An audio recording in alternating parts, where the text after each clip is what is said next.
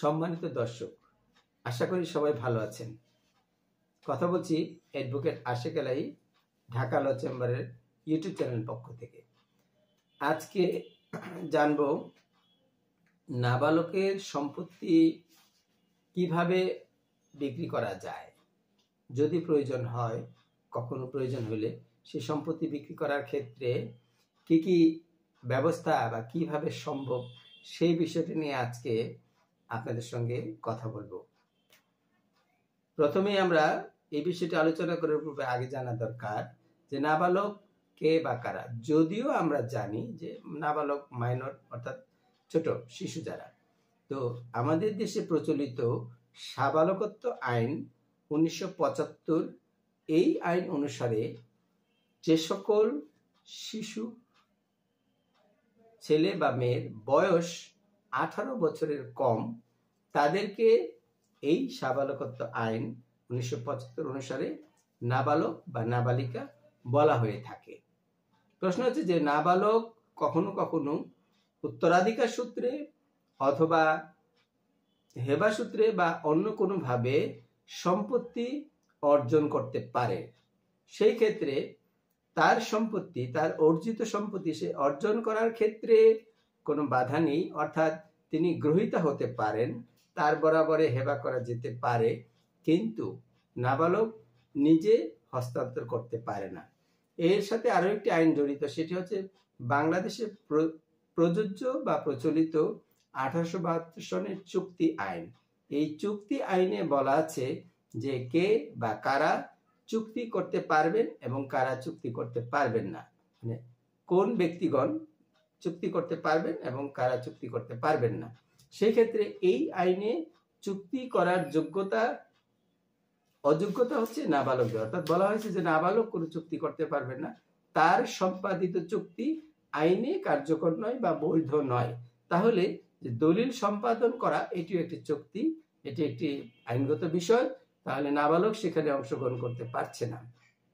বিষয় হচ্ছে যে কোনো নাবালক বা নাবালিকার পিতা বা মাতা অর্থাৎ তার অভিভাবক যখন না থাকে বা মারা যায়, তখন সে যখন সম্পদ হয়, তার প্রয়োজনে, তার কল্যাণে কখনো নাবালকের সম্পত্তি বিক্রি করার প্রয়োজন হয়ে পড়ে।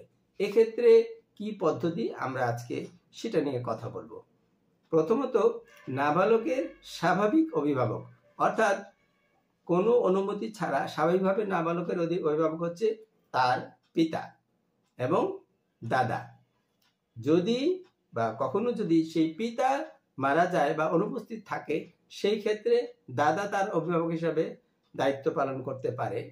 একই সঙ্গে নাবালকের যদি মা বা মাতা মারা যায়, সেক্ষেত্রে যদি পিতা জীবিত থাকে, তাহলে তার সম্পত্তি বিক্রি করার ক্ষেত্রে পিতা উক্ত সম্পত্তিটি খুব স্বাভাবিকভাবেই নাবালকের পক্ষে বিক্রয় করতে পারেন। যদি পিতা এবং দাদা অনুপস্থিত থাকেন বা মারা যান, সেক্ষেত্রে তার সম্পত্তিটি যদি বিক্রি করার প্রয়োজন হয়, তাহলে যে কাজটি করতে হয় সেটি হচ্ছে যে প্রথমে একজন অভিভাবক, আইনগত অভিভাবক, বিজ্ঞ আদালতের অনুমতিক্রমে একজন অভিভাবক নির্বাচন করতে হয়, অর্থাৎ একজন অভিভাবক নাবালকের ঘোষণা করতে হবে। সেজন্য বিজ্ঞ আদালতে একটি মামলা দায়ের করতে হয় যে নাবালকের শরীর এবং সম্পত্তির আইনগত অভিভাবক নির্বাচন করার জন্য বা ঘোষণা করার জন্য বিজ্ঞ জেলা জজ আদালতে একটি মামলা দায়ের করতে হয়। বিজ্ঞ আদালতে মামলা দায়ের করার পর বিজ্ঞ আদালত বিষয়টি যাবতীয় পরীক্ষা নিরীক্ষা করে, তারপরে যখন নাবালকের ফুফু, চাচা বা নিকটস্থ আত্মীয় যাকে অভিভাবক হিসাবে ঘোষণা করার জন্য দরখাস্ত করা হয়, তাকে অভিভাবক ঘোষণা করার পর সেই আইনগত অভিভাবক বিজ্ঞ আদালতে ঘোষণার মাধ্যমে নাবালকের অভিভাবক হিসাবে কাজ করতে পারেন।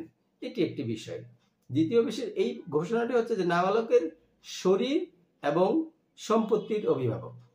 পরবর্তী সময়ে যদি নাবালকের কোনো সম্পদ বিক্রি করতে চান উক্ত আইনগত অভিভাবক, তখন আরো একটি কাজ করা প্রয়োজন হয়ে পড়ে। সেটি হচ্ছে যে নাবালকের এই সম্পত্তিটি বিক্রি করার জন্য বিজ্ঞ আদালতের কাছে আরো একটি মামলা করতে হয় বা একটি দরখাস্ত করতে হয় সেই সম্পত্তিটি বিক্রয়ের অনুমতির জন্য।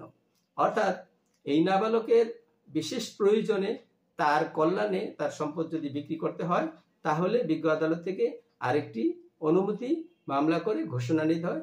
সেটাকে আমরা অনুমতি মামলা অথবা সেল পারমিশন বলে থাকি। বিজ্ঞ আদালত যখন ওই আইনগত অভিভাবককে নাবালকের পক্ষে তার সম্পত্তি বিক্রি করার জন্য এই অনুমতি দিয়ে থাকে, তখন ওই আইনগত অভিভাবক নাবালকের পক্ষে সেই সম্পত্তিটি বিক্রি করতে পারেন। তাহলে আজকে আমরা জানলাম যে নাবালকের সম্পত্তি কিভাবে বিক্রি করা সম্ভব সেটি। আশা করি সবাই বিষয়টি বুঝতে পারছেন। সবাইকে ধন্যবাদ।